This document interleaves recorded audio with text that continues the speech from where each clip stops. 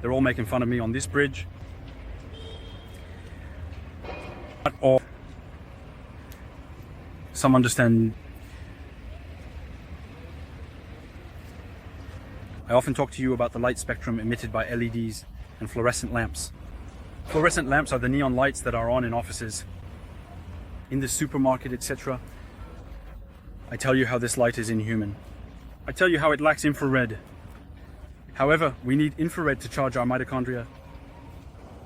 They emit a peak of blue light, blue, which is much more energetic than red.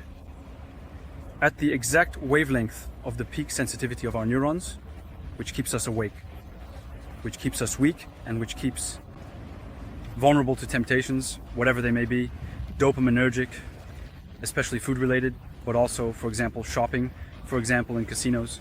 It's hello.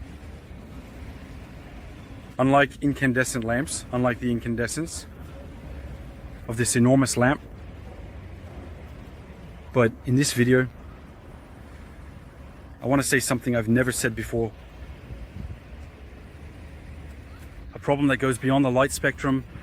Here, we're no longer talking about blue light, we're no longer talking about light, color, etc.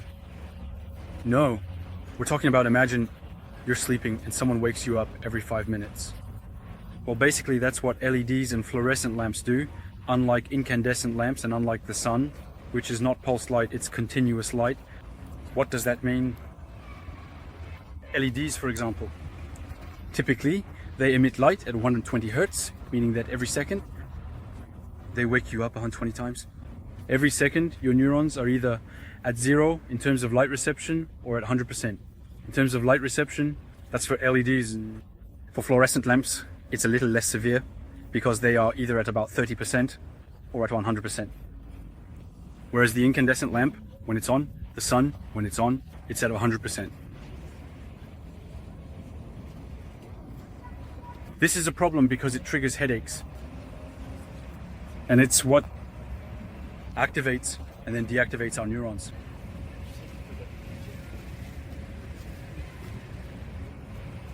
So there you have it, a very problematic issue related to fluorescent lamps and LEDs.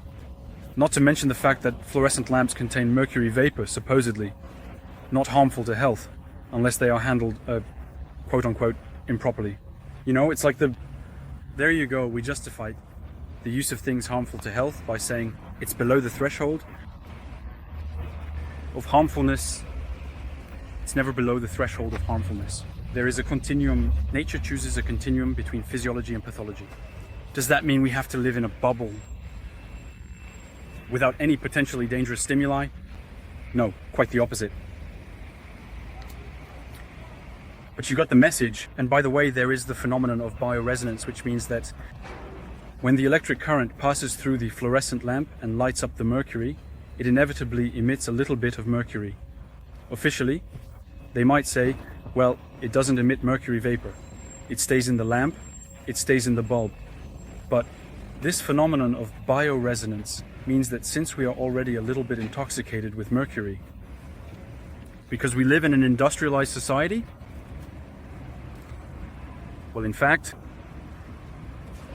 the mercury that is emitted by the fluorescent lamp, even in very, very, very, very, very small quantities, will resonate with the mercury that is already in us due to, quote unquote, the industrialized society.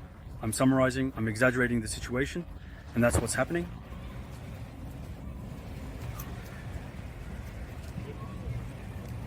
Here we go. End video.